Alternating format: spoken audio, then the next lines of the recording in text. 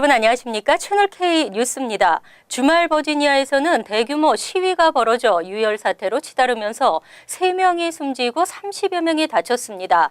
버지니아 주지사는 비상사태를 선포하고 주 방위군 투입 계획도 밝혔습니다. 워싱턴 DC에서 100마일 정도 떨어진 버지니아 샬렛스빌 타운의 백인 우월주의자들은 타운 의회가 로버트 리 장군 동상 철거를 결정하자 이에 항의하는 시위를 계획하고 12일 6천여 명은 피와 영토라는 구호를 외치며 행진을 벌였습니다. 이 같은 시위가 전개되자 현지 시민과 학생들로 구성된 반인종주의자들이 맞불 시위를 벌이면서 시위는 유혈 충돌 사태로 이어졌습니다. 또 백인 우월주의자로 추정되는 한 남성이 반인종주의 시위대를 향해 차를 돌진하면서 폭력 사태는 격화됐습니다. 이 사고로 현장에 있던 여성 1명이 숨지고 19명이 부상을 당했습니다. AP통신은 제임스 알렉스 필즈 주니어로 알려진 이 남성이 도주하다 체포됐다며 2급 살인과 뺑소니 등의 혐의가 적용됐다고 보도했습니다. 법무부는 이번 차량 돌진 사고를 인권 침해 사고로 조사하겠다고 밝혔습니다. 경찰은 최루탄을 발사하며 시위대 해산에 나섰고 맥컬리프 주지사는 시위가 악화되면 주 방위군도 투입하겠다는 입장을 밝혔습니다. 경찰은 이번 사태 진압 과정에서 13일 현재 총 3명을 체포한 상태이며 시위 진압을 지원하기 위해 출동했던 경찰 헬기가 추락하면서 조종사 1명과 경찰관 1명 등도 사망했습니다. 트럼프 대통령은 휴가 중 긴급 백악관으로 복귀하면서 버지니아주에서 벌어진 폭력 사태에 대해 백인 우월주의자들을 전격 비난했습니다. 14일 트럼프 대통령은 지난 12일 버지니아주 샬럿스빌 폭력 시위에 대해 폭력과 편견은 미국에서 설 곳이 없다고 말한 것으로 CNN 등은 전했습니다. 여름 휴가를 일시 중단한 채 백악관으로 복귀한 트럼프 대통령은 기자회견에서 버지니아 샬럿스빌 폭력 사태를 주도한 백인 우월주의자와 KKK 네오나치를 범죄자들이라고 칭하며 인종주의는 악이라고 밝혔습니다. 트럼프 대통령은 이어 인종차별적 범죄에 가담한 사람들은 자신의 행동에 책임을 지게 될 것이라며 인종차별은 미국에서 설 자리가 없음을 강조했습니다. 하지만 트럼프 대통령은 이에 앞서 폭력 시위에 나선 극우 백인 우월주의자들 대신 여러 당사자들 탓으로 책임을 돌리는 성명을 발표하면서 이러한 애매한 태도는 대통령으로서 부적절했다는 비판을 받았습니다. 트럼프 대통령은 우리는 하나의 국가로서 잘못하고 있는 것이 무엇인지 알아봐야 한다고 덧붙였습니다. 한편 이날 트럼프 대통령은 뉴저지 배드민스터에서 휴가를 보내던 중 중국의 지적재산권 위반 관련 행정명령에 서명하기 위해 백악관으로 일시 복귀했습니다. 다음 달 10일 실시되는 뉴욕주 예비선거를 앞두고 시민참여센터가 한인 유권자 현황을 발표했습니다. 선거권을 가진 한인 인구는 증가한 반면 유권자 등록을 한 한인은 오히려 소폭 감소한 것으로 나타났습니다. 보도에 지한샘 기자입니다. 시민참여센터는 오늘 2017년 뉴욕주 한인 유권자 현황을 발표했습니다. 집계에 의하면 한인 인구 13만 8천여 명 중 선거권을 가진 한인은 8만 1,916명으로 지난해보다 15.1% 증가했지만 유권자 등록을 한 숫자는 4만 4,290명으로 오히려 3.8% 줄어들었습니다. 연령별로는 40대가 7,998명으로 가장 많았으며 30대, 60대, 50대 순으로 나타났습니다. 가입 정당은 54.5%가 민주당이며 공화당은 14%, 28.5%는 미가입 상태입니다. 한인 유권자의 거주지는 퀸즈 지역이 전체 유권자의 43.6%에 해당하는 19,322명으로 압도적으로 많았습니다. 한편 시민참여센터는 이번 주 금요일 오후 7시에 플러싱 제일교회 비전센터에서 19선거구와 20선거구에서 뉴욕시의원에 도전하는 후보자 초청 토론회를 개최합니다. 후보자들로부터 한인 커뮤니티에 대한 이해를 구하고 주요 쟁점에 대한 후보자들의 견해를 듣는 시간으로 한인들의 많은 참석을 당부했습니다. 채널K 뉴스 지한샘입니다. 지난주 뉴욕 한인회와 민승기 전 회장이 비밀리에 접촉을 가진 것으로 알려졌습니다. 민승기 전 회장이 먼저 만남을 제안했으며 민 회장은 소송 없이 사전 합의를 제안한 것으로 전해졌습니다. 민승기 전 뉴욕 한인 회장은 이달 초 뉴욕 한인회에 먼저 전화를 걸어 만남을 제안했으며 실제 지난주 뉴욕 한인회 이사장 찰스 윤 변호사와의 비공개 회동을 가진 것으로 알려졌습니다. 민 전 회장은 이 자리에서 자신의 $30만 공금 유용 의혹에 대해 억울한 입장을 표명한 것으로 전해졌습니다. 민 회장은 이에 대해 일정 부분은 반환할 의사가 있다며 소송 없이 사전 합의를 하자는 제안을 했다는 후문입니다. 구체적인 액수는 알려지지 않고 있지만 $2만 가량으로 전해지고 있습니다. 뉴욕 한인회는 이에 대해 역대 회장단을 비롯한 여러 인사들에게 자문을 구하며 향후 대응책 마련에 나섰습니다. 김민선 뉴욕 한인 회장은 이 같은 사실에 대해 확인하며 하지만 민사소송은 지난해 이사회를 통해 결정된 것이기 때문에 그쪽의 어떤 제안에도 변경될 수 없다고 밝힌 것으로 알려졌습니다. 한편 윤 이사장과 민 전 회장의 이번 회동은 지난해 9월 뉴욕 한인회 이사회가 민 전 회장에 대한 민사소송을 진행키로 결정한 지 약 1년 만에 이루어졌으며 다음 주 한 차례 더 만나 논의를 진행할 것으로 알려졌습니다. 앤드류 박 장학재단이 오늘 장학생 시상식을 개최했습니다. 총 8명에게 $24,000의 장학금을 시상했는데요. 지역을 대표하는 정치인들도 자리를 함께하고 수상자들을 격려했습니다. 보도에 김지수 기자입니다. 앤드류 박 장학재단이 오늘 오전 제5회 장학생 시상식을 가졌습니다. 앤드류 박 변호사는 학창시절 한인사회의 도움으로 학업을 마쳤던 것을 기억하며 매년 장학생을 선발해 시상하고 있습니다. 그래서 올해 벌써 5회가 돼가지고 또 많은 분들이 이렇게 와서 정치인들도 오고 가족도 와서 또 이렇게 또 좋은 시상식을 해서 너무 기쁘고 또 이렇게 8명 탄 사람들 다시 한번 축하드립니다. 장학재단 위원장을 맡은 이명빈 위원장은 인사말을 통해 5년 전 박 변호사와 함께 장학재단을 시작한 기억을 나누고 학생들을 격려하는 시간을 가졌습니다. 이번 장학생은 모두 8명으로 1인당 $3,000씩 장학금을 받았습니다. 특히 올해는 한국 강원대학교에 재학 중인 2명의 학생을 선정해 장학금을 수여했습니다. 올해 장학금을 받게 된 이채림 양은 너무 기쁘고 감사하며 앞으로 한인 사회를 위해 많은 것을 베풀 수 있는 사람이 될 수 있도록 노력하겠다고 말했습니다. 다고 생각해요. 그래서 앞으로도 앤드류 박 변호사님처럼 이렇게 동포 학생들과 또 다른 이민자 가족에 있는 학생들을 돕고 싶어요. 토비 스타비스키 뉴욕주 상원의원과 피터구 뉴욕 시의원 등 지역 정치인들도 시상식에 참여해 학생들을 격려하고 지역 인재 양성에 기여하는 재단 측에 감사장을 전달했습니다. 앤드류 박 변호사는 더 많은 학생들에게 장학금을 주지 못하고 있는 것이 미안하고 아쉽다며 학생들에게 더욱 큰 도움을 줄 수 있는 재단이 될 수 있도록 노력하겠다고 밝혔습니다. 채널 K 뉴스 김지수입니다. 트럼프 행정부 출범 이후 강도 높은 불체자 체포와 추방이 이어지고 있습니다. 하지만 실제 추방 건수는 전 오바마 행정부 시절에 비해 오히려 줄어든 것으로 나타났습니다. 11일 워싱턴 포스트는 연방 이민세관 당국이 지난 6개월 동안 10만 5천 명의 불법 이민자를 추방했다고 보도했습니다. 이 중 58%는 범법 이민자이고 42%는 단순 불체자로 나타났습니다. 그런데 이 같은 수치는 전년 동기 12만 1,170명보다 13%가 급감한 것입니다. 트럼프 대통령은 취임 후 200에서 300만 명의 범법 이민자를 추방하겠다며 강도 높은 반이민 정책을 펼치고 있습니다. 하지만 실제 추방 건수는 오바마 시절에도 미치지 못한다는 분석입니다.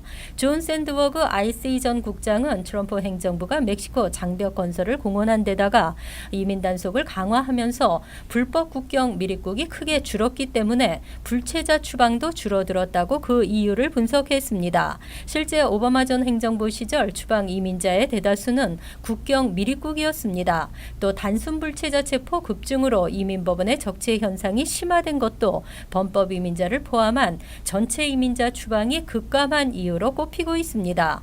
멕시코 당국에서도 추방을 우려하는 자국민의 문의는 기하급수적으로 늘고 있지만 실제 미국에서 추방된 멕시코인들의 수는 지난해와 같거나 오히려 소폭 감소했다고 전했습니다. 휴가를 마친 트럼프 대통령이 맨해튼을 방문합니다. 트럼프 타워 일대 보안이 대폭 강화되고 미드타운 일대에는 차량 통행이 제한됩니다. 13일 오전부터 16일 오후까지 트럼프 타워 일대 보안이 대폭 강화되고 미드타운 일대 일부 도로에 차량 운행이 제한됩니다. 이 기간 트럼프 대통령이 맨해튼을 방문할 것으로 알려진 가운데 정확한 일정은 알려지지 않았지만 13일 오전쯤 맨해튼에 도착해 3일간 머문 뒤 16일 오후 워싱턴 DC로 떠날 것으로 보입니다. 일주일 전 뉴저지 배드미니스터에 있는 자신의 골프장으로 휴가를 떠난 트럼프 대통령은 이곳에서 바로 맨해튼으로 이동할 것으로 알려졌습니다. 이에 따라 미드타운 이스트 57스트리트와 5에비뉴 일대 대규모 교통 대란이 예상됩니다. NYPD는 13일 자정부터 6에비뉴에서 메디슨 에비뉴 사이 58스트리트, 5에비뉴에서 메디슨 에비뉴 사이 55스트리트 도로를 전면 폐쇄할 계획입니다. 5에비뉴는 남쪽 방향 차량 통행만 허용되고 5에서 6에비뉴 사이 56스트리트 차량 통행은 일부 제한될 예정입니다. 또 각 보안 검색대에서는 통행 차량에 대해 무작위 검문도 실시됩니다. 한편 트럼프 대통령의 맨해튼 방문 보안 경호비는 하루당 최소 $300만 추산됩니다. 대학은 지성의 산실, 졸업 후 유용하게 쓰여지지 않는 지성은 더 이상 지성으로서의 가치가 없는 시대입니다. 뉴저지주에서 대학 등록금 대비 졸업 후 수익률이 가장 높은 대학으로 스티븐스 공대가 꼽혔습니다. 연방교육부는 최근 뉴저지주 내 대학 졸업생 10년 후 평균 연봉 통계를 발표했습니다. 1위는 평균 연봉이 $83,700를 기록한 스티븐스 공대, 2위는 $77,900로 나타난 프린스턴 대학, 뉴욕의 뉴저지 공대는 $64,500로 3위를 기록했습니다. 다음은 뉴잉의 더 칼리지 오브 뉴저지 $56,000, 러커스대 $54,500로 각각 4위와 5위를 기록했습니다. 여섯 번째는 $51,100를 나타낸 사우스 오렌지의 세턴 홀 대학이 차지했습니다.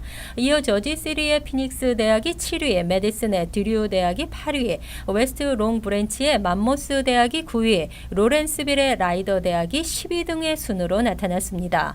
지난 2월 조사에서 신입 연봉이 $78,000, 중간 연봉 $143,000를 기록한 LA 동부에 위치한 하비머드 칼리지가 전국에서 졸업 후 연봉을 가장 많이 받는 학교로 나타났습니다.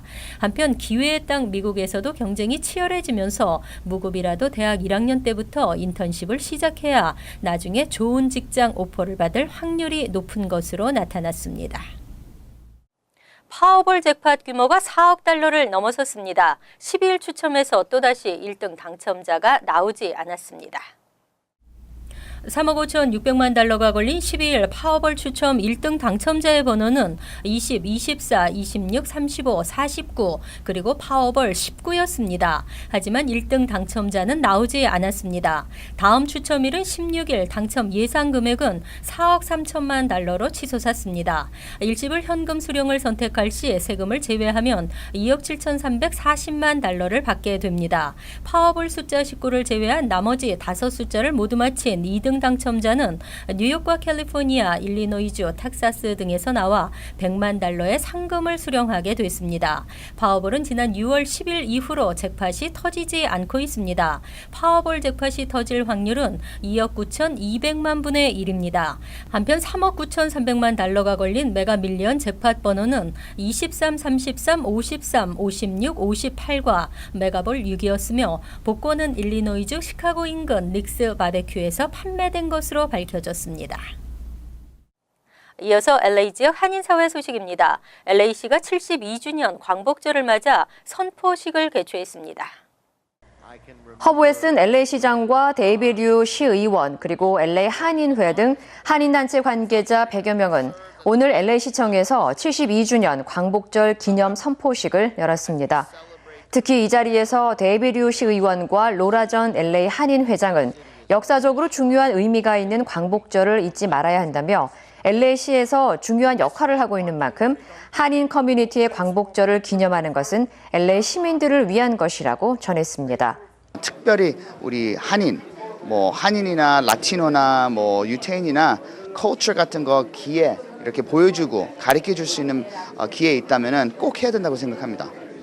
팀워크를 해서 타인종들과도 화목하게 지내고 또한 그 시리에 좀 더 기여하는 그런 그 성장한 시민 의식을 보이는 그런 우리 교포들이 되었으면 하는 게 또 저희의 소망이고 한편 광복절을 맞아 한인사회 곳곳에서는 다음 주까지 다양한 기념 행사가 열릴 예정입니다.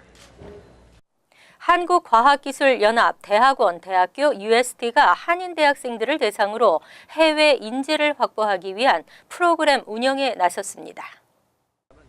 한국과학기술정보통신부 산하 교육기관인 과학기술연합 대학원, 대학교, UST는 오늘 과학기술 인재를 확보하기 위한 프로그램 영브레인 더블 유턴 로드맵을 발표하고 재외동포 자녀들과 조기 유학생들을 대상으로 글로벌 연구 인턴십 프로그램을 운영한다고 밝혔습니다.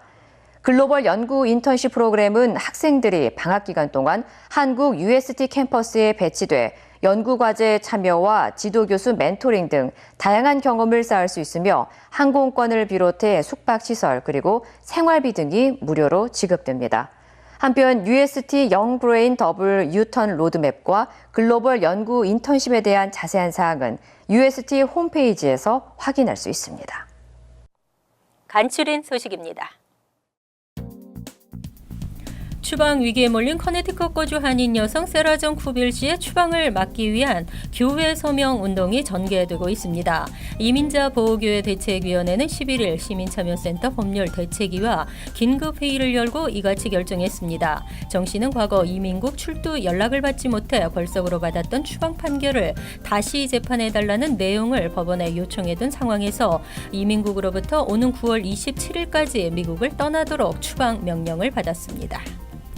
뉴욕시 보건국은 11일 50대 미만의 한 시민이 웨스트나일 모기에 물린 것으로 확인돼 맨해튼 병원에 입원 중이라고 밝혔습니다. 이 환자는 평소 지병이 있었으며 현재 위독한 상태로 알려졌습니다. 올드러 스테튼 아일랜드에서 웨스트나일 바이러스를 보유한 모기가 처음으로 발견됐지만 감염 환자는 이번이 처음입니다. 보건국은 바이러스 감염 환자가 더 늘어날 수 있다고 경고했습니다. 뉴욕주가 지난 1일 동안 주 전역에서 과속과 안전운전 위반 집중 단속을 실시해 위반 티켓 2만 장을 발부한 것으로 나타났습니다. 9천 장이 넘는 속도 위반 티켓이 발부됐으며 부주의 운전 348장 등 총 2만 1,148장의 티켓이 발부됐습니다. 또 음주운전 234명을 체포했습니다. 같은 기간 268건의 인명피해 교통사고를 처리했는데 5명이 사망하고 393명이 부상당한 것으로 집계됐습니다. 11일 오후 4시 45분쯤 한인들도 많이 이용하는 뉴저지 레오니아 브로드 애비뉴 선상 주유소에서 대낮에 권총으로 종업원을 협박한 뒤 현금을 강탈해 달아나는 사건이 발생했습니다. 레오니아 경찰은 용의자가 범행 후 차를 이용하지 않고 걸어서 도주한 정황에 주목, 이 지역 인근에 살고 있다고 보고 수사를 진행하고 있습니다. 용의자는 5피트 6인치 키에 호리호리한 체형으로 알려졌습니다. 환율과 증권 소식입니다.